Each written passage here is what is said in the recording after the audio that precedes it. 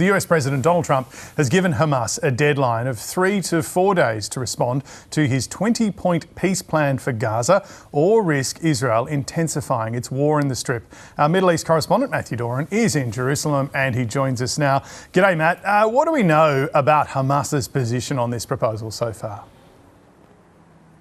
James, good morning. We know that Hamas is still considering this proposal. They only received it last night, local time, after Donald Trump and the Israeli Prime Minister Benjamin Netanyahu took to the stage in Washington and presented it to the world as something of a done deal. But there is perhaps a sense of inevitability here that Hamas may well accept this proposal, particularly given the dire humanitarian circumstances facing Gaza at the moment, the hundreds and hundreds of thousands of Palestinians who have recently been displaced as a result of Israel's intensified military operation focusing on Gaza City there, and a sense that this is as good a deal as Hamas will get. And that is perhaps leading to some of the reports we're seeing, including from the American network CBS, that Hamas is leaning towards accepting this proposal and could make its position clear as soon as Wednesday local time. But we do know that Hamas has serious concerns around a number of the elements of this plan. They have been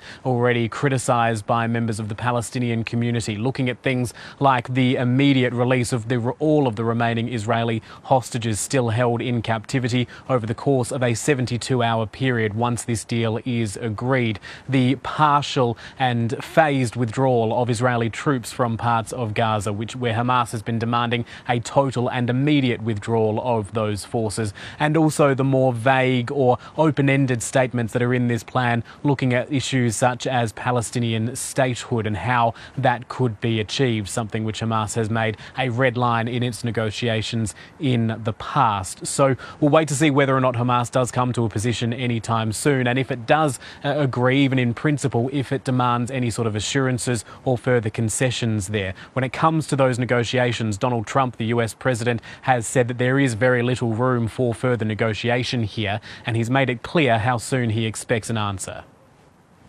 We're going to do about 3 or 4 days. We'll see how it is. All of the Arab countries are signed up. The Muslim countries all signed up. Israel's all signed up. We're just waiting for Hamas. And Hamas is either going to be doing it or not. And if it's not, it's going to be a very sad end. That's the US President Donald Trump giving one of his press conferences under the wing of some sort of aircraft. And Matt, I'm interested, how does this play out in Israel? What's the reaction been so far?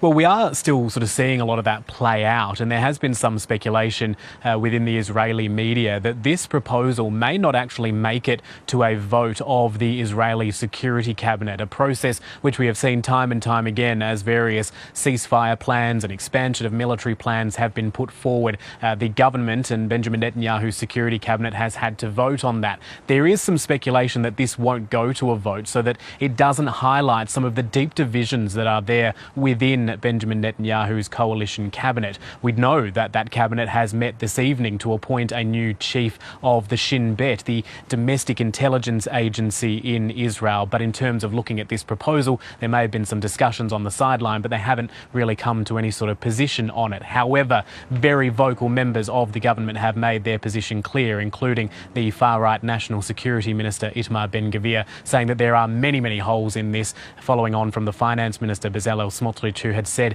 that this was a total failure of leadership. So there are ructions within the Israeli government itself about going forward on this, and a lot of it will rely on what happens with Hamas, how it presents its position.